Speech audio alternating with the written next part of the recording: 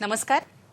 Corona आणि घ्यावयाची काळजी हा अत्यंत महत्त्वाचा विषय आपल्यासाठी आम्ही सुरू केलेला आहे. खास असा हा कार्यक्रम कोरोना काळजी आणि उपाय. आणि ह्या कार्यक्रमातनं आपण वेगळे विषय घेतो आणि याविषयी संपूर्ण जागृती करून देण्याचा प्रयत्न करतो आहोत. असं असताना कोविड-19 यानं संपूर्ण जगभर थैमान घातलेलं आहे. आपला भारतही आणि आपला महाराष्ट्रही या आजाराच्या विळख्यातनं सुटलेला नाहीये. असं असताना हा संसर्गजन्य आजार असताना शासनाने एक महत्त्वपूर्ण पाऊल उचलले आणि लॉकडाऊन संचारबंदी सध्या सुरू आहे आणि आपला प्रतिसादही या संचारबंदीला उत्तम आहे. आपल्याला ही जी काही लढाई आहे ही नक्कीच जिंकायची आहे, पण ती घरात राहून. हो, या कोरोनाला आपल्या घरात प्रवेश द्यायचा नाहीये, आपल्या शरीरात प्रवेश द्यायचा नाही आणि इतकंच नाही तर आपल्या भारत देशातनं या कोरोनाला हद्दपार करायचं आहे. तर ते कसं? घरात राहून. कारण हा आजार आहे संसर्गजन्य. आपण बाहेर गेलात तर तो घरात येणार, त्यामुळे घरातच राहायचंय. आज आपण याच विषयी सविस्तर जाणून घेऊया. कोरोना संसर्गजन्य आजार आणि घ्यावयाची काळजी हा आजचा विषय चर्चेचा आहे. आणि आज आपल्यासोबत आहेत डॉक्टर राजेंद्र नन्नावरे.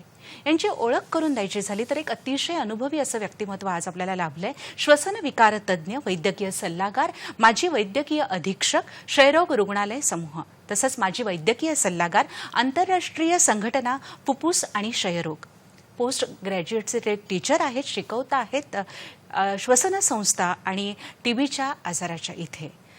तर आपलं मनपूर्वक मी कार्यक्रमात स्वागत करते. अत्यंत गंभीर असा हा आजचा विषय आहे आणि पुन्हा एकदा आपण जनजागृती या संदर्भात करून देतो आहोत प्रेक्षकांना. सुरुवातीला मला असं सांगा की सद्यस्थिती ही नेमकी काय आहे? सध्या जर जगामध्ये बघितली तर फार वाईट स्थिती आहे. कारण 15 लाखापेक्षा जास्त लोकांना त्याचा प्रादुर्भाव झाला आहे. आणि जे प्रगत राष्ट्र आहेत जसं USA किंवा इटली, स्पेन, फ्रान्स ह्या इथे ही फार मोठी महामारी सुरू झालेली आहे. आणि ह्याच्यामुळे लोक कमीत कमी रोजचे 500 पेक्षा जास्त मरत आहेत. आणि अशा स्थितीमध्ये लोकांना खरं म्हटलं तर ह्या स्थितीमध्ये त्या देशामध्ये अतिशय बिकट परिस्थिती आहे. तसं बघितलं तर आपल्याकडे जेवढे आरोग्य सुविधा आहेत त्याच्या किती पटीने चांगल्या असणारे हे राष्ट्र आहेत. आणि आज अशी परिस्थिती आहे त्यांच्याकडे की त्यांच्याकडे त्या सुविधा कमी पडत आहेत. आपल्याकडे तशा आरोग्य सुविधा कमी आहेत.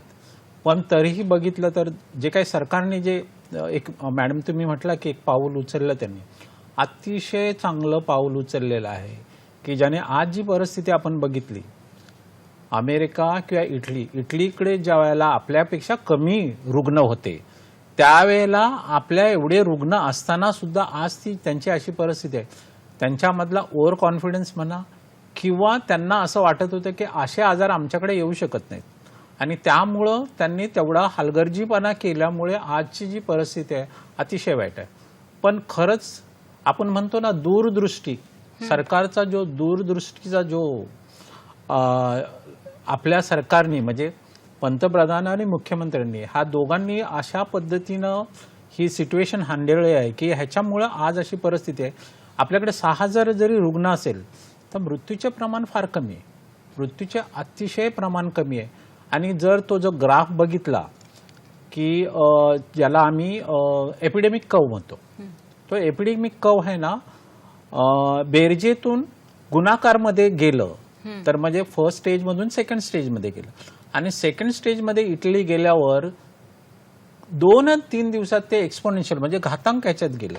असं जो हा ग्राफ बघा, हा जो ग्राफ आहे हा आपल्याकडे जो दुसरा ब्लू कलरचा आहे तो टिकवायचा आहे, तो आणायचा आहे. कारण तो जर आणला तर आपल्या परिस्थितीला म्हणजे आपल्याकडे ज्या लोकांची आपल्याकडे जी आरोग्य परिस्थिती आहे, आरोग्याची जी स्थिती आहे किंवा आपल्याकडे पॉप्युलेशन एक्सप्लोजन आहे, आपल्याकडे जर असा जर ग्राफ रेड सारखा आला तर अतिशय लोक हे होतील. त्यामुळं सरकारने फार लवकर निर्णय घेतला की लॉकडाऊन केलं पाहिजे. आणि लॉकडाऊन केल्यामुळे आजची जी परिस्थिती आहे अतिशय चांगली परिस्थिती आहे. कारण ज्या वेळेला त्यांचं हे बघितल्यानंतर अशी भीती वाटते की आपल्याकडं आपला देश हा 140 करोड लोकांचा देश आहे. असे दाटीवाटीने लोक मुंबईमध्ये अशी अतिशय वाईट परिस्थिती आहे. त्यामुळं सरकारने ज्या काही नियम दिलेले आहेत त्या आपण काटेकोरपणे जर पाळल्या तर नक्कीच आपण त्या रेड ह्याच्यात न जाता आपला जो ग्राफ आहे तो म्हणजे वजा बेरीज मध्ये जाईल, म्हणजे बेरजेतून वजा बेरजेत जाईल अशी परिस्थिती आहे. त्यामुळे अतिशय चांगले निर्णय सरकार घेते आणि लोकांनी त्याला चांगला प्रतिसाद द्यावा अशी सरकार ही विनंती करते आणि आमच्यातर्फेही अशीच विनंती राहील. नक्कीच. म्हणजे आपल्याला वजाबाकीत जायचं आणि आपली लोकसंख्या फार मोठ्या प्रचंड प्रमाणात आहे, दाटीवाटीत आपण राहतो. जर अशी भयावह स्थिती आपल्याकडे आली तर काय होईल आणि ती येऊ नये म्हणूनच आपण आता घरात राहायचंय हे वारंवार आपण सांगतोय, जनजागृती करतोय. आपण बघतो की चीनमधून वुहानमधनं हा इथे आला, पण असं असताना नेमका त्याच्या मुळाशी जायचं झालं डॉक्टर, तर मुळाशी काय आहे?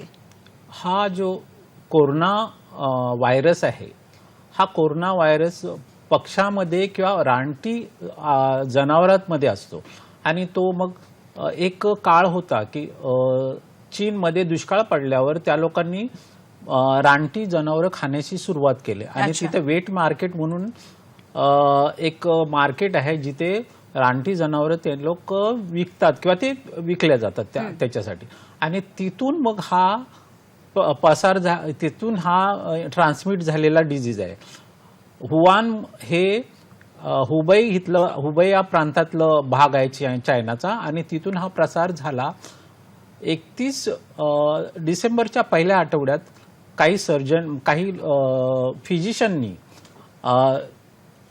WHO ज्या ऑफिस आहे चायनाचं त्यांना कळवलं की पुष्कळ असे न्यूमोनियाच्या केसेस आहेत ज्या की त्यांना इटिओलॉजी म्हणजे त्याचं कारण नाही समजत.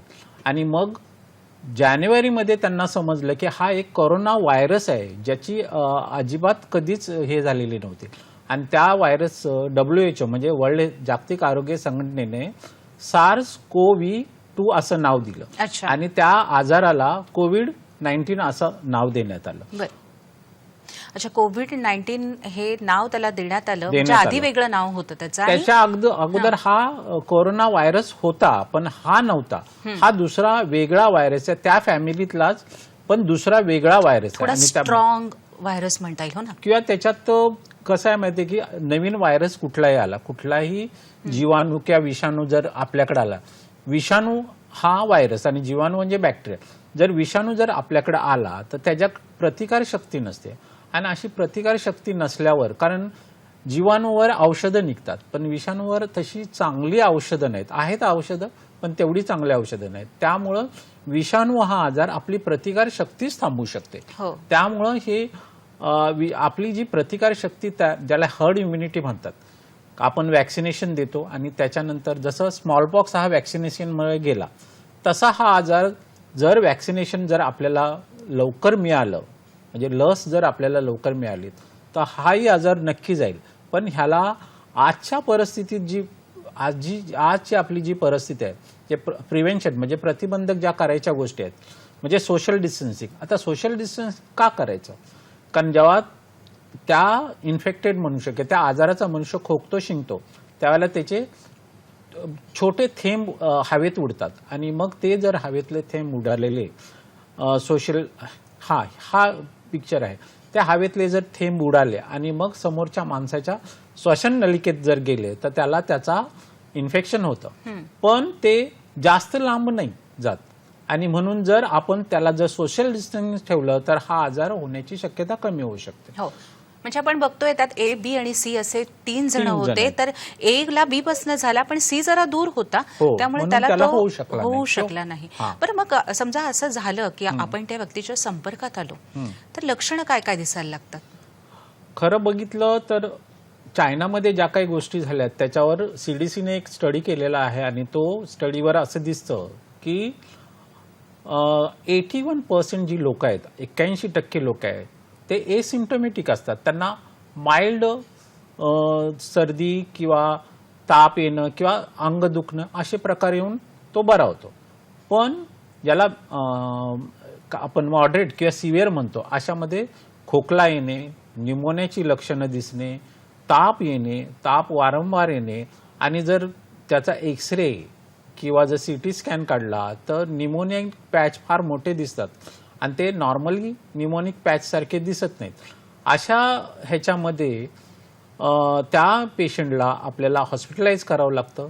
त्याच्यातले 5% लोकांना ICU मध्ये जातात आणि 2% क्रिटिकल होतात.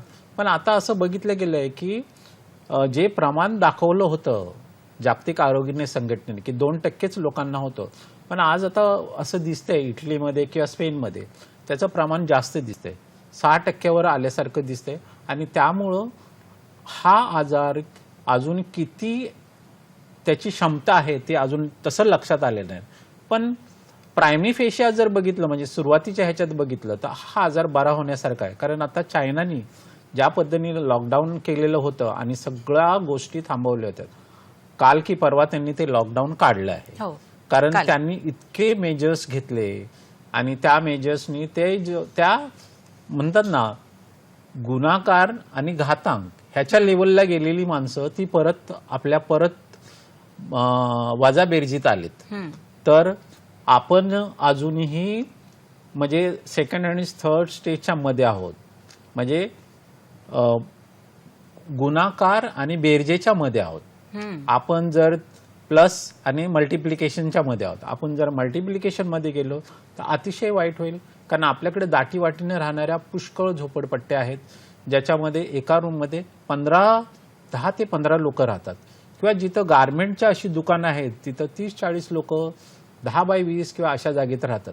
आणि त्या लोकांना सांभाळणं किंवा त्या लोकांना आजार झाल्यानंतर जे ट्रीटमेंट देणं अतिशय डिफिकल्ट. कारण आता UK मध्ये किंवा अमेरिकेमध्ये तिथे आपल्याला जशा सुविधा मिळत आहेत तशा सुविधाही मिळणं अवघड झालेलं आहे.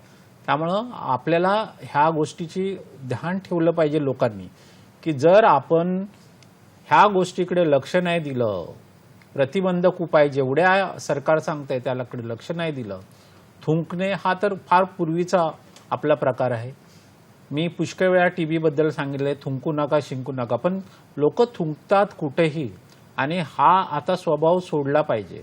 कारण ही महामारी जगभर आलेली आहे, 220 देशामध्ये ही महामारी आलेली आहे आणि कमीत कमी 90,000 लोक कमीत कमी ह्या 2 महिन्यात डेथ झालेले आहेत, म्हणजे मृत्यू पावलेत. अशा महामारीला थांबवण्यासाठी प्रतिबंधक उपायच आता हे एवढा वाचू शकतो. कारण असं आहे की ज्या वेळेला काहीच राहत नाही त्यावेळेला आपल्याला ज्या गोष्टी आहेत अगोदर करायच्या त्याच केल्या पाहिजेत. आणि त्या जर केल्या नाहीत तर मग एक वेळ जर आपण गुन्हाकार आणि घातांकमध्ये गेलो तर अतिशय वाईट होईल. सरकार पुष्कळ प्रयत्न करते, पुष्कळ काय गोष्टी, पुष्कळ सुविधा देते, स्थलांतर लोकांसाठी जेवणाच्या वगैरे सोयी केलेल्या आहेत.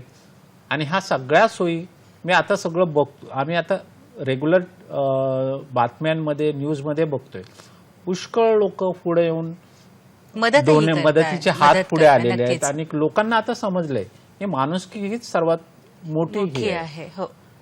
आता जो बाकीच्या जे भेदभाव होते ते सगळे विसरलेत लोक.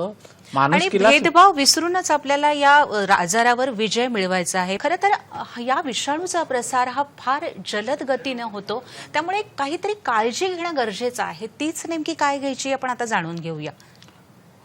हा विषाणू नवीन असल्यामुळे तेवढी माहिती जगामध्ये नाहीये, पण काही स्टडीमध्ये असं फाइंड आउट झालंय. कारण खोकल्यानंतर शिंकल्यानंतर ते फवारे जे उडतात किंवा थुंकीमधून ज्या काही फवारे उडतात ते शरीरात गेल्यानंतर त्याचा आजार होतो, म्हणजे श्वासनलिकेत गेल्यानंतर. पण दुसरी आणखीन एक ह्याला आपण डायरेक्ट पद्धत म्हणू शकतो. दुसरी इनडायरेक्ट पद्धत आहे की खोकल्या शिंकल्यानंतर जे फवारे उडतात आणि ज्या आपल्या जमिनीवर किंवा स्टीलवर किंवा काही भांड्यांवर असे पडतात, असे जे फवारे पडतात त्यांना एका काळापर्यंत ते जिवंत राहतात त्याच्यात, म्हणजे ते व्हायरस जिवंत राहतात. उदाहरणार्थ कार्डबोर्डवर पडलं तर 2 ते 3 तास राहतात, प्लॅस्टिकच्या ह्याच्यावर पडलं किंवा स्टीलच्या भांड्यांवर पडलं तर ते 2 ते 3 दिवस राहतात. त्यामुळे जर आपण त्या भांड्यांना किंवा त्या कार्डबोर्डला किंवा त्या वस्तूंना जर हात लावला, त्या वस्तूंना जर हात लावला तर आपल्याला सवय असते की आपण हात नंतर तोंडाला किंवा नाकाजवळ लावतो. अशा वेळेला काय होतं, ह्याच्यामध्ये आपण हे दाखवतोय की हवेत ते 3 तास राहतात, अच्छा. कॉपरवर 4 तास राहतात, पण आहे ना कार्डबोर्डवर 24 तास राहतात, स्टेनलेस स्टील आणि प्लास्टिकच्या मटेरियलवर 2 ते 3 दिवस राहतात. म्हणून हे जे 2 ते 3 दिवस राहतात अशा ह्याला आपण जेव्हा हात धुयाचं जे सांगितलेलं आहे कमीत कमी 5 ते 6 वेळा, आणि हात धुताना तुम्ही व्यवस्थित त्याच्या काही स्टेप्स आहेत त्या त्यांनी सांगितलेल्या त्या करणं अतिशय गरजेचं. 20 सेकंडपेक्षा कमी झालं नाही पाहिजे. आणि हा हात धुत असताना तुम्ही हाताच्या सगळ्या बाजू तुम्ही बघितल्या पाहिजे. म्हणजे तुम्हाला वरची बाजू, तळहाताची बाजू किंवा बोटाच्या मधल्या बाजू, अंगठ्याच्या हितली बाजू, अशा सगळ्या बाजू तुम्ही 20 सेकंडपर्यंत त्याला फेस येईपर्यंत, साबण कुठलाही असला तरी चालेल, साबणामुळे त्याच्यावरची असले RNAच्या वरती असणारी जी लिपिड म्हणजे फॅटची जी हे असते ते वितळते आणि त्यामुळं तो RNA तो व्हायरस मरू शकतो. त्यामुळं तुम्ही हात धुणे हा अतिशय महत्वाचं एक आपल्याकडे हे शस्त्र आहे असं म्हणता असं येईल. म्हणूया. मी मध्ये कसं विचारते, आपण म्हणालात की स्टील, मग ज्या घरात आपण जे स्टीलची भांडी यूज करतो तर त्याच्यावर पण हा 3 दिवस टिकणारा आहे? कसं आहे की हा समजा आता तुम्ही घरामध्ये स्टीलची भांडी आहेत, पण तिथं जर तुमच्याकडं तो इन्फेक्टेड किंवा त्याला ज्याला आजार आहे असा मनुष्य असला आणि तो हे करेल तेव्हा, पण आपण बाहेर आपल्याला काही समजू शकत नाही की कोण आजारी आहे आणि कोण नाही. हो. पण घरामध्ये आपल्याला समजू शकते की कोण. पण दिवसातून 1 ते 2 वेळा अशा साबणाच्या ह्यानी भांडी अशी पुसून तरी घेतली पाहिजेत की ज्याने हा आजार पसरू शकत नाही. म्हणजे आपण गृहिणींनी ही दक्षता घ्यावी की जेव्हा ती भांडी वापरतात तेव्हा ती स्वच्छ धुवून मगच ती वापरायला नक्की, घेणं, नक्की. हो की नाही? सगळी जेवढ्या काही पदार्थ आहेत, उदाहरणार्थ आपण भाज्या आणतो किंवा फ्रूट्स आणतो किंवा मांस मच्छी आणतो. फ्रूट्स तर आपण धुवून खाल्लेच पाहिजेत. भाज्या सगळ्या गरम पाण्यात थोड्याशा धुवून खाल्ल्या पाहिजेत. मांस मच्छी तर तुम्ही शिजवल्याशिवाय खाणं अतिशय घातक आहे. त्यामुळं मांस मच्छी खायची तर तुम्ही शिजवल्याशिवाय खाणं आणि त्यांना पुष्कळ वेळ शिजवल्याशिवाय खाणं गरजेचं आहे त्याला, नाहीतर हा आजार वाढू शकतो. हो. भाज्यांमध्ये आपण जेव्हा घेऊन येतो तेव्हा ते मीठ वगैरे पाण्यात टाकून ठेवून त्या भाज्या स्वच्छ धुणं हे केव्हाही चांगलं, नाही का? आता आपण या आजाराशी सिमिलर जे काही आजार आहे, म्हणजे या आजारासारखेच आजार असे कोणते कोणते आहेत? या आजारासारखे आजार म्हणजे आता हा आजार म्हणजे अॅक्यूट आम्ही म्हणतो, म्हणजे त्याचा इन्क्युबेशन जो पिरियड आहे तो फार कमी आहे. उदाहरणार्थ 2 ते कमीत कमी एव्हरेज 5 दिवसाचा 2 ते 14 दिवसापर्यंत हा आजाराचा इन्क्युबेशन पिरियड आहे. आता जर हा असे आजार म्हणजे जे श्वसन संस्थेचे जे आजार आहेत, त्यांना फ्लू एक आजार आहे, TB आजार आहे, आज न्यूमोनिया आजार आहे, हे जे आजार आहेत ह्यांना थोडासा वेळ लागतो. TBला तर अतिशय 1 महिना किंवा 10-15 दिवसात 1 महिन्याच्या पुढे दिवस लागतात. पण असे आजार आहेत ते कसे डिफरन्शिएट करायचे ह्याला फार महत्व आहे. कारण उदाहरणार्थ आता समजा मला सर्दी खोकला झाला तर मला कोरोना झाला असं गृहीत धरण्यात काही अर्थ नाही. पण तुम्ही त्याची चाचण्या केल्या पाहिजेत. कारण चाचण्या करणे म्हणजे सरळ त्याची जी शेवटची टेस्ट आहे RT-PCR करणं नाही, पण त्याच्या चाचण्या म्हणजे CBC करणं किंवा त्याच्या आणखीन दुसऱ्या ज्या काही चाचण्या त्या करून घेणं, जेणेकरून की आपल्याला समजेल की हा आजार साधा आजार आहे. आणि काहींना ॲलर्जी असते, त्यांना वारंवार हा सर्दी खोकला होत असतो. अशा लोकांनाही तुम्हाला सांभाळायला पाहिजे. आणि अशी लोक जर अशा इन्फेक्टेड किंवा अशा कोरोनाच्या आजाराच्या रुग्णाच्या सानिध्यात जर आले तर त्यांना लवकर आजार होऊ शकतो. वृद्ध लोकांना पर्टिक्युलरली असं बघितलं गेलं आणि आपल्या महाराष्ट्रातल्या पण एका स्टडीमध्ये असं जी दिसतंय की लोक 40च्या नंतर त्यांना 0.98% डेथ रेट आहे. इन्फेक्शन रेट नाही सांगत, डेथ रेट सांगतोय. आणि 60च्या नंतर तो हळूहळू वाढतो, 3 आणि नंतर 70च्या नंतर 7 वगैरे अशा प्रमाणात जातो. म्हणजे असं बघितलेलं आहे की जे लोक वयस्कर आहेत, वृद्ध आहेत, त्यांना होण्याचं जास्त प्रमाण आहे.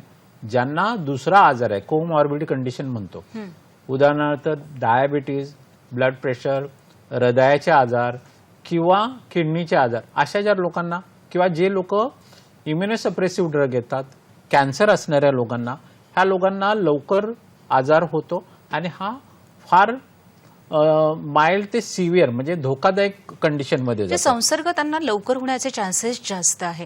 हो. डॉक्टर, आपण श्वसनाच्या विकारामध्ये आपण बघतो आहोत, काही एक्सरे आम्ही बघितले स्क्रीनवर की फुफ्फुस कशी निकामी करतो हा आजार, तर त्याविषयी थोडं सांगा ना. की मग कारण हा असं बघितलं गेलेलं आहे की ज्या वेळेला सुरुवात झाली त्या आजाराची त्यावेळेला चायनामध्ये एक्सरेमध्ये अतिशय न्यूमोनिक बायलॅटरल म्हणजे दोन्ही साईडला दोन्ही फुफ्फुसाला न्यूमोनिया झाल्यासारखं दिसून आलं आणि मग त्यांना त्याची इटिओलॉजी सापडली नाही आणि मग त्यांनी ते संशोधन केल्यानंतर त्याची इटिओलॉजी हा जो कोरोना व्हायरस सापडला. आता हा कोरोना व्हायरस सापडल्यानंतर हा जो एक्सरे हा प्लेन एक्सरे आहे म्हणजे ह्याच्यामध्ये आजार नाहीये. पण त्याच्यानंतर सुरुवातीला माइल्ड कंडिशनमध्ये, आता ह्याच्यामध्ये तुम्ही बघितलं तर जो खालचा चेस्ट एक्सरे आहे त्याच्यामध्ये बायलॅटरल दिसत आहेत त्या आजाराच्या ह्या खुणा आणि जर तुम्ही सीटी बघितला तर दोन्ही साईडला दोन्ही फुफ्फुसामध्ये त्या न्यूमोनियाच्या पॅचेस दिसत आहेत की जेणेकरून मनुष्य ला ॲडमिट करावं लागतं, त्याला ICUमध्ये घ्यावं लागतं, तो रेस्पिरेटरी फेलियरमध्ये जातो, सेप्टिक शॉकमध्ये जातो आणि मग अशा लोकांमध्ये दगवण्याचे जास्त चान्सेस असतात. बरं, मग आता आपण जर निदान पद्धतीचा विचार करायचा झाला तर ही नेमकी कशी आहे डॉक्टर? सध्या निदान पद्धती म्हणजे PCR म्हणून जे एक आहे रिअल टाइम PCR, ही एकच पद्धत आहे. पण त्याच्या अगोदर क्लिनिकल इव्हॅल्युएट करावं लागतं. क्लिनिकल इव्हॅल्युएट केल्यानंतर ज्या आपल्या ज्या रुटीन चाचण्या आहेत, ज्या CBC, एक्सरे, ब्लड शुगर, ह्या सगळ्या चाचण्या करून घ्याव्या लागतात आणि मग जर वाटलं की हा संशयित आहे की कॉन्टॅक्ट आहे, उदाहरणार्थ ज्या रुग्ण कन्फर्म डिजीजचा आहे म्हणजे ज्याला कोरोना व्हायरस झालाय असे कॉन्टॅक्ट असतील तर त्यांच्या आम्ही सुरुवातीलाच RT-PCR करतो किंवा जो रुग्ण परदेशातून आलाय, चायनामधून आला असेल किंवा US मध्ये, अशा लोकांना संशयित पकडून म्हणजे सस्पेक्टेड म्हणून त्याची आम्ही चाचणी करतो आणि त्याला आम्ही आयसोलेशन करायला सांगतो. कारण आम्ही मग त्या दुसऱ्या लोकांमध्ये त्याला मिक्स होऊ देत नाही आणि आयसोलेशन केलं, होम आयसोलेशन असं त्याला म्हटलं जातं. आणि आयसोलेशन केल्यानंतर क्वारंटाईन जी कंडिशन आहे त्याच्यामध्ये मग ती नंतरची कंडिशन येते. पण होम आयसोलेशनमध्ये जेव्हा त्याचं डायग्नोस होतं त्याला मग आम्ही क्वारंटाईन करतो. जर माइल्ड असेल तर घरी असू शकतो किंवा हॉस्पिटलमध्ये क्वारंटाईन करतो. जिथं माइल्ड आहे त्याला साध्या हॉस्पिटलमध्ये आम्ही ठेवतो. त्याचा उपचार ज्या सिम्प्टोमॅटिक ट्रीटमेंट आहे ती दिली जाते आणि जेव्हा मग मॉडरेट किंवा सिव्हिअर होतं मग त्याला आम्ही स्पेशलाइज हॉस्पिटल आहेत जिथं तज्ज्ञ डॉक्टर असेल अशाकडे पाठवलं जातं. आता हा संशयित जो रुग्ण आहे ज्याला आयसोलेट करून ठेवलेला आहे, अशा रुग्णाकडनं याचा प्रचार प्रसार हा कसा काय, म्हणजे प्रसार नाही म्हणता येणार, प्रसार हा कशा पद्धतीने होतो? असं पाहिलं गेलंय की पुष्कळ लोक अशी विचारतात की ज्याला सिम्पटम नाहीत म्हणजे एसिम्प्टोमॅटिक आहे किंवा प्री-सिम्प्टोमॅटिक आहे म्हणजे ते सिम्पटम सुरू नाही, ह्याच्याकडून प्रसार होतो का? तर ह्याला काही अजून सायंटिफिक हे नाहीये, दुजोरा नाहीये. पण असं बघितलं गेलेलं आहे की असा प्रसार होतो.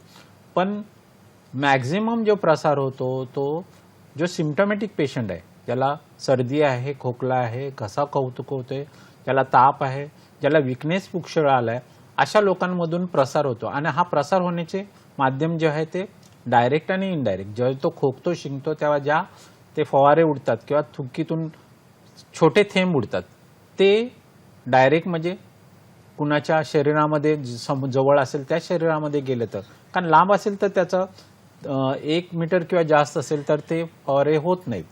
पण 1 मीटरच्या आत असेल तर त्या माणसाला, समोरच्या माणसाला, आणि त्यांनी जर प्रिकॉशन नाही घेतले किंवा हे मास्क घालणं हे महत्त्वाचं इथं कसं ठरतं की तुम्हाला जर सोर्स आहे, सोर्स म्हणजे जो आजारी मनुष्य आहे ज्याच्या खोकल्यातून शिंकण्यातून जर बाहेर पडते, त्यांनी जर मास्क घातला तर नक्कीच 99% त्याच्यातून ते व्हायरस बाहेर पडू शकत नाहीत आणि बाहेर जर नाही पडले मग तो मास्क साधा जरी असला, साधा कपड्याचा जरी असला, रुमालाचा जरी असला तरी पुष्कळ होतं.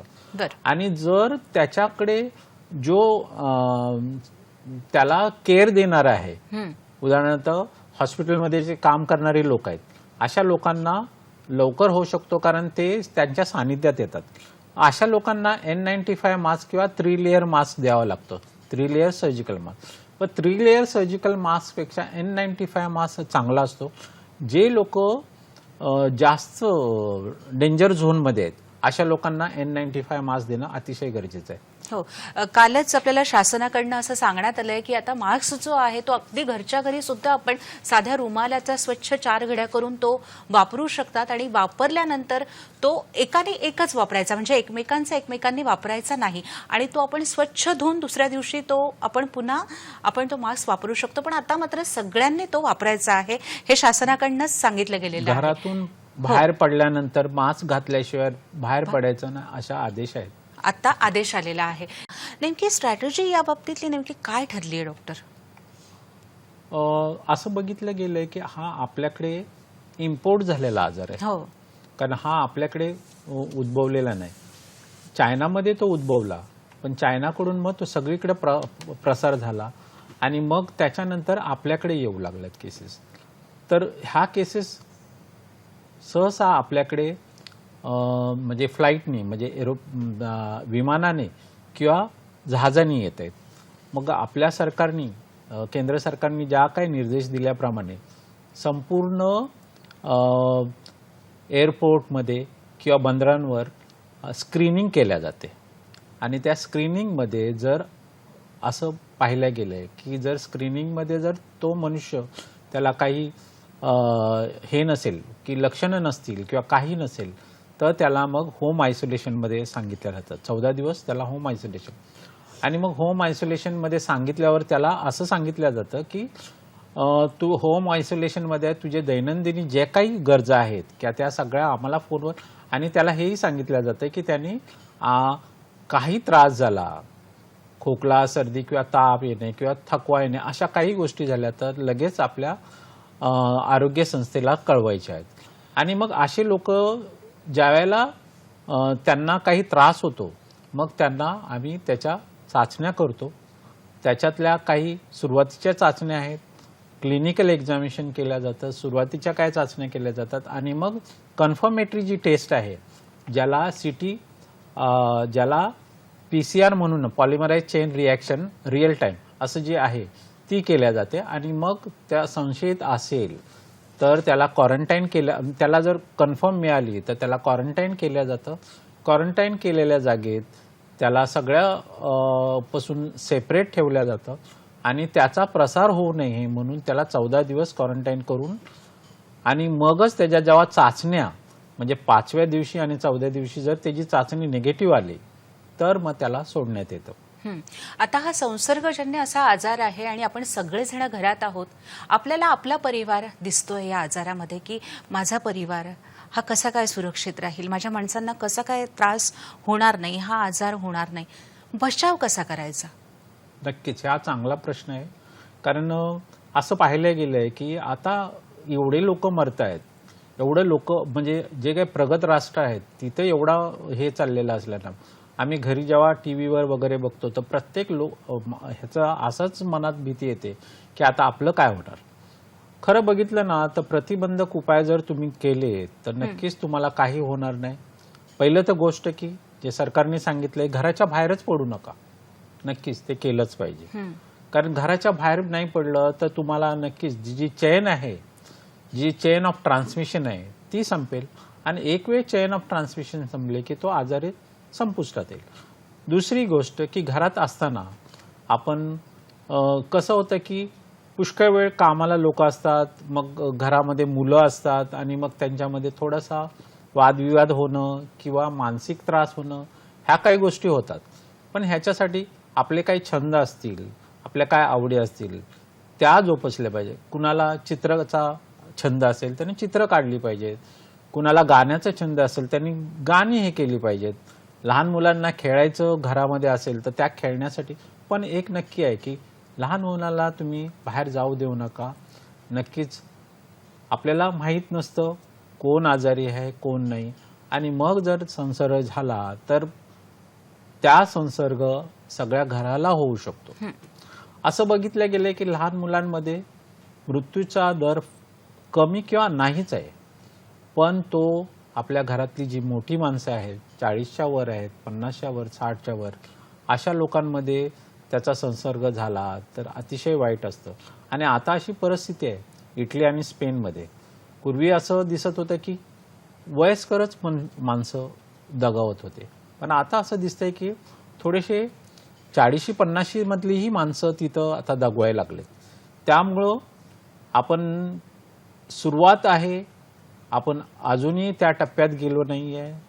प्रतिबंधक उपाय म्हणजे सोशल डिस्टन्सिंग, हात धुणे किंवा बाहेर न येणे, ह्या गोष्टी काटकशाने पाळा आणि नक्कीच ह्याचा रिझल्ट चांगला येईल. आणि ह्याच्यामुळे आपल्या देशाची प्रगती होईल, आपली आर्थिक स्थिती बिघडणार नाही, आपली सामाजिक सलोखा राहील, आणि जे आता परिस्थिती तिथे उद्भवले ते आपल्याकडे दिसणार नाही. म्हणजे नक्कीच आताही आपण हा विचार करतो की हा विषय पूर्णपणे कसा थांबवावा, हे नावही नको, हा आजारही नको आणि काहीच नको. म्हणजे आपण अगदी चांगल्या स्थितीत आहोत असं आपण म्हणताना ही परिस्थिती आहे. मग जर बिकट परिस्थिती झाली, जर प्रतिबंधक उपाय जर केले नाही, तर मात्र फारच पुढची परिस्थिती खूप कठीण असणार आहे, खूप गंभीर असणार आहे, आणि त्या गंभीर परिस्थितीला आपल्याला सामोरं जायचं नाहीये. त्यामुळे आता घरात राहणं आणि घरात राहणं हाच आपल्यापुढे उपाय आहे, हाच प्रतिबंध आहे. असं करत असताना डॉक्टर की आता घरात सगळेजण आहेत आणि या घरात असताना आपण आपल्याकडे लक्ष देऊ शकतो, आपल्या परिवाराकडे लक्ष देऊ शकतो, आपल्या माणसांना बघू शकतो, वेळ भरपूर आहे. आता मुळात काही जणांची रोगप्रतिकारक शक्ती ही कमी आहे, काही जणांची जास्तही असू शकते, पण ही वाढवण्यासाठी आपण काय उपाय सुचवाल डॉक्टर? नक्कीच. काय माहिती आहे की प्रतिकार शक्ती वाढवणं हे काय लगेच होऊ शकत नाही. त्याच्यासाठी आपल्याला 2 गोष्टी तर नक्कीच करावं लागेल, की थोडासा व्यायाम करणं, पौष्टिक आहार घेणं म्हणजे बॅलन्स डाएट घेणं. कारण आता पूर्वी कसं होत होतं की आपण हॉटेलमध्ये किंवा फास्ट फूड असे घेत होते लोक, त्यामुळं आता तसल्या काही गोष्टी घेणं मला उचित वाटत नाही आहे. प्लस घरचं जे जेवण आहे, स्वच्छ शिजवलेलं जेवण खाणं. तरी जेवणात आहारात काय समावेश करावा सांगतो मी. कारण काय माहिती आहे की हा स्वच्छ जेवण, जे आपली जी पूर्वीची जी थाळी होती, ज्याच्यामध्ये सगळ्या काही गोष्टी असायच्या, म्हणजे ज्याच्यामध्ये डाळी असायच्या, ज्याच्यामध्ये चपाती, भात, भाज्या, अशाच्या काही असं म्हणजे जे काही जेवण असायचं ते अतिशय चांगलं आहे आणि ते समतोल आहार आहे. समतोल आहार घेणं अतिशय महत्वाचं आहे. कारण तुम्ही नुसतंच काही एकाच प्रकारचं खाऊन तुमच्या शरीराला त्याचा काही फायदा होणार नाही. इम्युनिटी वाढण्यासाठी आहार एक महत्वाची गोष्ट आहे. दुसरी गोष्ट विश्रांती. कमीत कमी 6 ते 8 तास झोपणं अतिशय गरजेचं आहे. तुम्ही झोप जर कमी घेत असाल तर नक्कीच तुमची शरीराची प्रतिकारशक्ती कमी होते आणि मग तुम्हाला असले आजार होऊ शकतात. स्वच्छता सर्वात महत्त्वाचा गोष्ट, कारण तुम्ही स्वच्छता ठेवणं अतिशय गरजेचं आहे, घरामध्ये, घराच्या बाहेर सुद्धा. कारण असं बघितलं गेलं आहे की घरामध्ये आपण स्वच्छता ठेवतो आणि घराच्या बाहेर गेल्यावर कुठेही थुकतो, कुठेही शिंकतो, काहीही भान नाही ठेवत. असं ठेवणं आजच्या परिस्थितीने शिकवलं आपल्याला की स्वच्छता ठेवणं अतिशय गरजेचं आहे. स्वच्छता ठेवल्यामुळे आपला घर, आपली समाज, आपला देश नक्कीच चांगल्या गोष्टीकडे जाऊ शकतो. खरं बघितलं ना, आपल्या लोकांनी स्वच्छतेकडं फार कमी लक्ष ठेवलेलं आहे. कारण आपण जर रस्त्याने कुठेही बघितलं, हॉस्पिटलमध्ये बघा, इवन मंदिराकडे बघा, एखाद्या चांगल्या जागी बघा, जिकडे तिकडेही थुकतात लोक. रस्त्यावर तर थुकणं म्हणजे एकदम आपली घरातली घाण रस्त्यावर टाकतील अशी लोक आहेत. गाडगे महाराजांपासून सांगण्यात आलंय, नेहमी सांगितलं जातात, कितीतरी अभियान राबवले जातात, तरीही आपली सवय काही बदलत नाही. ती आता बदलायला हवी. आणि थुंकणं हा प्रकार तर बाहेर नकोच नको, नाही का? जिथं आपण गंगेला आई मानतो, गंगेची स्वच्छतासाठी सरकार किती प्रयत्न करते, पण अजूनही बघितलं, आज मी लहानापासून बघतोय, गंगेची स्वच्छता कधीच झाली नाही. कारण आपण आपली घरची स्वच्छता ठेवत नाही तर मग आईची कशी ठेवणार, हो. अशी परिस्थिती आहे. तर ही स्वच्छता ह्याच्यातला मेन मुद्दा आहे. जर तुम्ही स्वच्छता व्यवस्थित ठेव, तुम्ही पाहिलं तर जिथून हा आला तिथेही स्वच्छता नसणार, त्या मार्केटमध्ये स्वच्छता नसणार. म्हणून तो पक्षातला माणसामध्ये आणि आता माणसातला माणसामध्ये आता आपल्याकडे तो आलाय. आता आलाय तर आपल्याला त्याला नक्कीच आपण जर हरवायचं आहे त्याला, कारण नक्कीच तो हारला तरच आपण जिवंत राहू शकतो. तो जर हारला नाही तर आपण जिवंत राहणं किंवा आपल्या परिस्थितीत फार काही बिघडणं हे होऊ शकतं. त्यामुळं विषाणू आलाय, आपण तयारी करायची आहे, आपण स्वच्छ राहायचं आहे, आपण सगळ्यांनी एकजुटीने राहायचं आहे, एका घरात राहून एकजुटीने राहायचं आहे. सरकारने सांगितलेले सगळे नियम पाळायचे. जर तुम्ही नियम नाही पाळले तर नक्कीच तुम्हाला त्रास होणार, आणि त्रास झाला की तुमचा त्रास तुमच्या घरच्यांना तो होणार, घरच्यांनंतर तुमच्या समाजाला होणार, सोसायटीमध्ये होणार. अशा गोष्टी त्या पसरतच जातील. त्यामुळं तुम्ही नक्कीच पहिली स्वच्छताकडे लक्ष ठेवा आणि मग बाकीच्या गोष्टीवर आपण नक्कीच. आणि काय माहिती आहे की जसं आपण बघितलंय की लस जी वॅक्सिन ज्याला म्हणतात ते वॅक्सिनसाठी सगळे देश प्रयत्न करतायत. वॅक्सिन कदाचित लवकरच येईल. जसं स्वाईन फ्लूचा गोंधळ होता त्यालाही वॅक्सिन आलं, स्मॉल पॉक्सला वॅक्सिन आलं, असं ह्याच्यासाठीही वॅक्सिन येणार आहे. पण तोपर्यंत तुम्हाला तुमच्या काही गोष्टी दाखवायला लागतील, कारण जे रिसर्च करणारी लोक आहेत ते आपलं काम करतायत, त्यांना वेळ लागेल. पण तोपर्यंत आपण आपली स्वच्छता ठेवून, आपल्या सगळ्या सवयी बदलून, चांगल्या सवयी घेऊन आपल्या देशाला किंवा आपल्या जगाला किंवा माणुसकीला एका चांगल्या ह्याच्यावर घेऊन ठेवू शकतो. म्हणजे काय आहे, संयम आणि स्वच्छतेचा गुण या काळात आपल्या अंगी रुजवणं फार फार गरजेचं आहे आणि ते पुढे जन्मभरासाठी, नाही का. आता आपण बघतोय की हे संसर्गाचं जे नियंत्रण आहे ते फार महत्वाचं आहे. तर ते नेमकं कसं करायचं डॉक्टर? मॅडम, कसं आहे की जे असे आजार आहेत त्यांना इन्फेक्शन कंट्रोल स्ट्रॅटेजी म्हटलं जातं. इन्फेक्शन कंट्रोल स्ट्रॅटेजी एक 2 प्रकारात आम्ही त्याची मांडणी करतो. कुठल्याही रुग्णाला जर आजार झाला तर त्याचं आम्ही पहिलं की त्याला आयसोलेशनमध्ये हे करतो. आयसोलेशनमध्ये करणं म्हणजे त्याला विलगीकरण करणं किंवा असं केल्यामुळं तो सोर्स आहे तो जर सेपरेट झाला तर नक्कीच. दुसरी गोष्ट की त्याला मास्क देणं, की तो मास्क साधा मास्क असला तरी चालू शकतो, कारण त्या N95ची गरज नसते, कारण तो सोर्स आहे. त्याला जर मास्क दिलं तर नक्कीच ते एकाचं दुसऱ्याला होऊ शकत नाही. आणि मग अशा परिस्थितीत जर तो हॉस्पिटलला गेला तर त्याला 2 प्रकारे आम्ही विभागतो. एक म्हणजे तो OPD मध्ये आलेला आणि एक हॉस्पिटलमध्ये ॲडमिट केलेला. OPD मध्ये आलेला त्याला आम्ही पहिलं त्याला रेस्पिरेटरी ट्रॅक इन्फेक्शन आहे, म्हणजे त्याला श्वसनाचा त्रास आहे, तर त्याला पहिला आम्ही शोधून काढतो. त्याला फास्ट ट्रॅक करून त्याला आम्ही त्याचं क्लिनिकल इव्हॅल्युएशन करतो. बाकीच्या लोकांमध्ये बसू देत नाही, म्हणजे त्याचा प्रसार दुसऱ्याला होऊ नये. आणि मग त्याला ट्रीटमेंट देऊन त्याला घरी पाठवलं जातं. दुसरं की ज्याला हॉस्पिटलची गरज आहे अशा लोकांना आम्ही हॉस्पिटलाइज करतो. हॉस्पिटलाइज केल्यानंतर मग त्याला जे हेल्थ केअर वर्कर आहे त्यांच्याकडे आम्ही, म्हणजे त्यांना इन्फेक्शन कंट्रोल, म्हणजे त्यांना इन्फेक्शन होऊ नये ह्याच्यासाठी मग N95 मास्क दिला जातो, त्यांना गाऊन दिला जातो, त्यांना फेस शिल्ड दिला जातो, डोक्यावर हे दिलं जातं. ह्या सगळ्या गोष्टी कराव्या लागतात.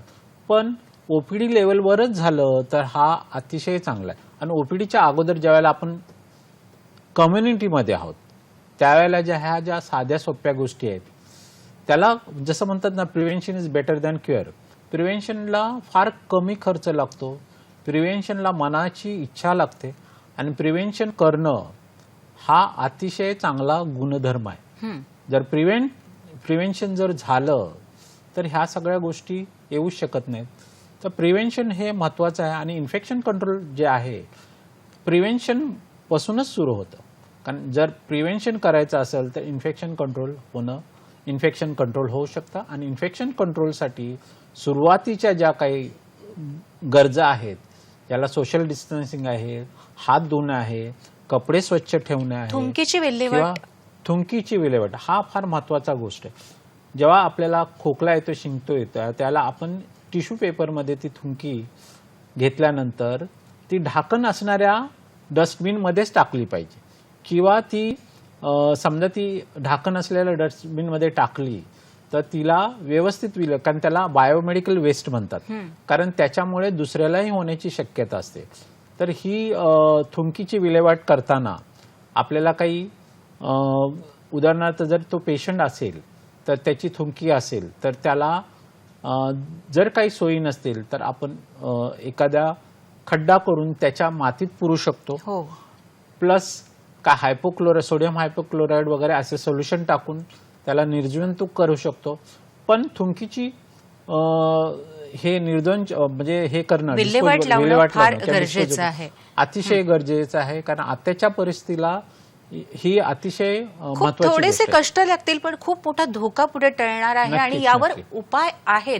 तो कोणता आहे तर आपल्याला घरात बंद करून घेणं. हीच लढाई जी आहे ती बंद करून घरात आपल्याला एकटं ठेवणं, कुटुंबासोबत ठेवणं, त्यामुळेच आपण जिंकू शकतो. दुसरा उपाय आत्ता तरी आपल्याकडे आलेला नाहीये.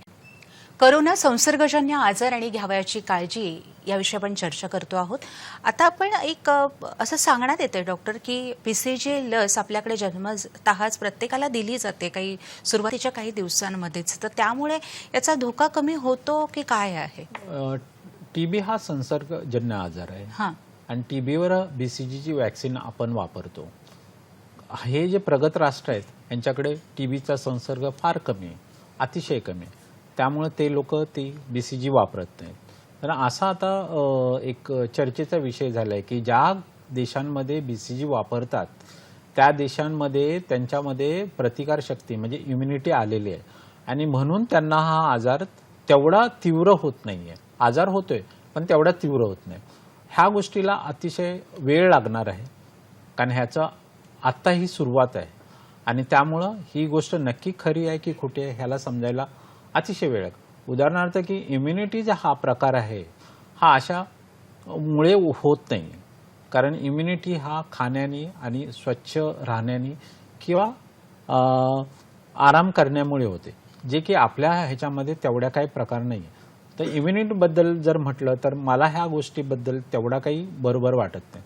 दुसरा एक प्रकार आहे की आता US प्रेसिडेंटनी हायड्रोऑक्सीक्लोरोक्विन नावाचे टॅबलेट्स मागितलेत, आणि ICMRनी पण त्यांना सांगितलेलं आहे की जे हाय रिस्क लोक आहेत, म्हणजे आम्ही जसे हॉस्पिटलमध्ये काम करतो अशा लोकांना होण्याचे जास्त चान्सेस असतात, अशा लोकांनी हायड्रोऑक्सीक्लोरोक्विन नावाची जी टॅबलेट आहे ती घ्यावी, आणि ती प्रोफायलेक्सिस म्हणून घ्यावी.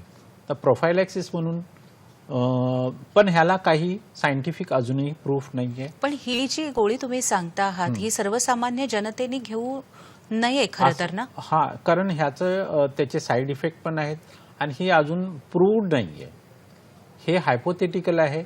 आत्ताशी लोक समजतात की ह्याच्यामुळे कदाचित आम्हाला सुरक्षा मिळेल, एक अर्ली स्टेजमध्ये ते थांबवेल वगैरे, पण ह्याला काही अजून सायंटिफिक प्रूव्ह आलेलं नाही, सायंटिफिक त्याच्याबद्दल काही नाही, त्यामुळे त्याच्याबद्दल काही सांगता येणार नाही. पण ICMRच्या अशा काही व्हॉट्सॲप वगैरे ह्याच्यावर आलेलं आहे की त्या 400 mgची लोडिंग डोस घ्यायचा आणि आठवड्यातनं म्हणजे BD 2 वेळा, आणि मग आठवड्यातनं 400 mgचे असं 7 आठवडे घेणे.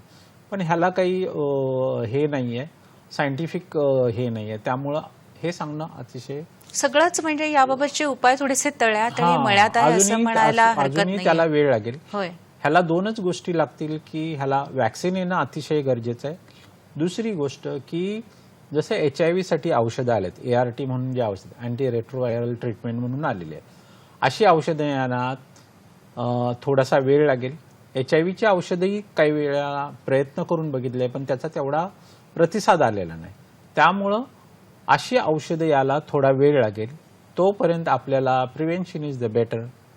बरं डॉक्टर, हो डॉक्टर, आता काही जणांच्या घरी म्हणजे पाळलेली प्राणी असतात किंवा जनावरं असतात बाहेर, तर त्यांच्यापासून या आजाराचा धोका काही आहे का आपल्याला?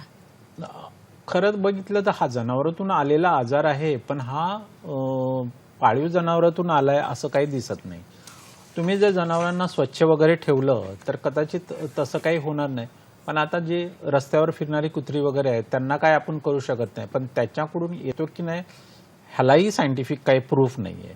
पण एक नक्की आहे की अशी जनावरं वगैरे आहेत जी पाळीव प्राणी आहेत ती थोडीशी लांब ठेवावीत अशा वेळेत, की ज्याने त्यांना जाऊन त्याच्याकडून परत दुसऱ्या कुणाला होऊ नये याची काळजी घेता येईल. बरं डॉक्टर, आता एक सगळ्यात मोठी गोष्ट म्हणजे प्रत्येकजण आता माझ्या मताशी सहमत असेल की सतत तो विषय, आपण कुठलाही टीव्हीचं कोणतंही चॅनल लावलं तरी हा विषय तो सततचा नको असलेला विषय समोर येतोय. पण माहिती करून घेतल्याशिवाय पर्याय नाही आणि आमच्यासारख्यांना जनजागृतीशिवाय पर्याय नाहीच आहे, कारण त्यामुळेच आपली म्हणजे जो काही बचाव आहे तर तो होणार आहे. असं असताना मानसिकता ही थोडीशी बिघडण्याची शक्यता आहे. तर आपण हा आजार आणि मानसिकता आणि ती मानसिकता चांगली राहावी यासाठी काय सांगाल? नक्कीच. कारण ह्या 2 महिन्यामध्ये असं बघितलं गेलं आहे, जर टी व्ही ऑन केला तर कोरोनाशिवाय दुसरी कुठलीही माहिती दिसत नाही. आणि ह्यामुळे प्रत्येकावर म्हणजे घरातल्या प्रत्येक जणावर, लहान मुलांसुद्धा पण त्याचा परिणाम झालेला आहे. तर असे काही जसं मुख्यमंत्र्यांनी सांगितलं काही मनोरंजक कार्यक्रम वगैरे टी व्हीवर दाखवेत, ज्यांनी थोडासा विरंगुळा होईल. लोक घरी बसून आहेत, 24 तास घरी बसून आहेत. 8 तास लोक झोपायला येणारी लोक 24 तास जर घरी बसून असेल तर नक्कीच त्यांच्याही डोक्यात काही तसं आणि त्यांनाही त्रास होऊ शकतो. पण आपल्या ज्या काही हॉबीज आहेत त्या घ्याव्यात. आपण काही गोष्टी करू शकतो घरामध्ये, अशा काही गोष्टी करून घ्याव्यात की ज्याने आपल्याला आपला वेळही जाईल. पुस्तकं वाचावीत, चांगल्या गोष्टी कराव्यात, चित्रकला करावी, छोटे खेळ असतात ते करावेत, ज्याने की आपला विरंगुळा पण होईल आणि आपल्यातले जे घरचे जे पूर्वीचे संबंध नव्हते ते नक्की वाढतील. बरं, ह्यामध्ये का असं पण होतं डॉक्टर, दिवसा झोप आणि रात्री जागरण हे कितपत योग्य? नक्कीच. एका स्टडीमध्ये असं फाइंड आउट झालेलं आहे की चायनामध्ये ज्यावेळेला लॉकडाऊन होता आणि चायनामध्ये अतिशय भयंकर लॉकडाऊन होता, तिथे कमीत कमी 50% जास्त जोडप्यांनी डिवोर्सचं ॲप्लिकेशन केलेलं आहे ह्या पिरियडमध्ये. पण नक्की हे आपल्या संस्कृतीमध्ये नाही आहे. आपली संस्कृती अतिशय चांगली आहे.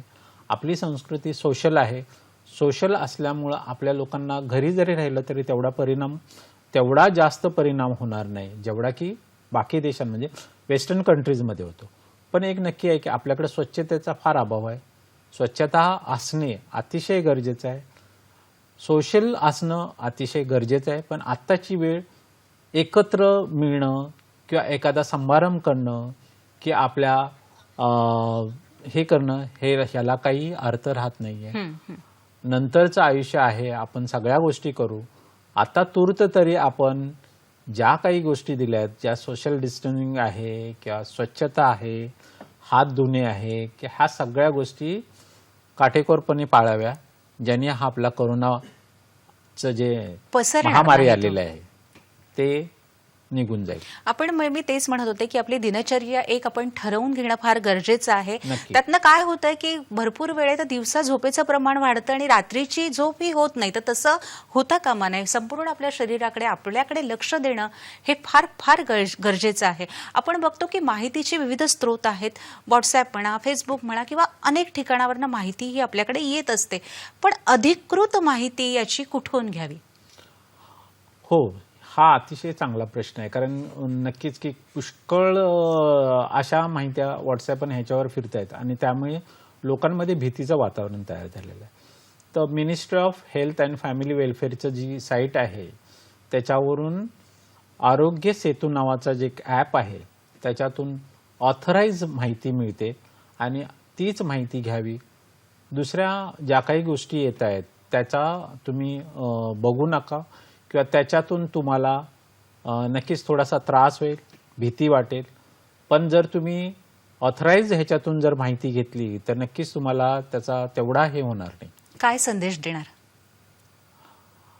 संदेश मी एकच देऊ शकतो, आपण भारतीय आहोत, आपल्याकडं सगळ्या गोष्टी आहेत, आपला देश चांगला आहे. स्वच्छता ठेवणे अतिशय गरजेचं आहे. अशा वाईट परिस्थितीत जे लोक गरजू आहेत त्यांना मदत करा आणि आपले जे धैर्य आहे किंवा आपलं जे संयम आहे तो व्यवस्थित सांभाळून ठेवा. आपण सरकारने जे पालन करायला लावलं आहे त्या गोष्टी नक्कीच काटेकोरपणे पालन करा की ज्यामुळे आज आपली जी परिस्थिती आहे अतिशय चांगली परिस्थिती दिसते पण ती बिघडू देऊ नका. कारण ह्याच्यावरच आपलं पुढचं जग राहील, ह्याच्यावरच आपला पुढच्या देशाची प्रगती होईल. संत सावतामळींनी फार पूर्वीच लिहून ठेवलंय की म्हणजे देवाने दैव ठेविले तैसे राहावे, म्हणजे समयासी सादर व्हावे असं सांगितलं गेलं आहे. तर आज आपण इथे आलात आणि उत्तम पद्धतीने संपूर्ण आपण संसर्ग कसा होतो हे समजावून सांगितलं, त्याबद्दल मी दूरदर्शन सह्याद्री वाहिनीतर्फे आपले मनपूर्वक आभार मानते. धन्यवाद. आणि प्रेक्षक हो, आपल्या हातात काय आहे, ही लढाई आपल्याला जिंकायची आहे तर ती कशी जिंकणार वारंवार सांगतो आहोत आपण. आपलं जे गड किल्ले आहे असं माननीय मुख्यमंत्री कालच म्हणले की आपले गड किल्ले म्हणजे आपलं घर आहे, त्या घरामध्ये आपण राहून लढणं, घरात राहणं म्हणजे ही लढाई आपण नक्कीच जिंकू. आणि आपण भारतीय आहोत, हरणारे नाही आहोत, तेव्हा ही लढाई आपण नक्कीच जिंकू. घरात राहा, सुरक्षित राहा, छान राहा, आनंदी राहा. आज निरोप घेतो आहोत. नमस्कार.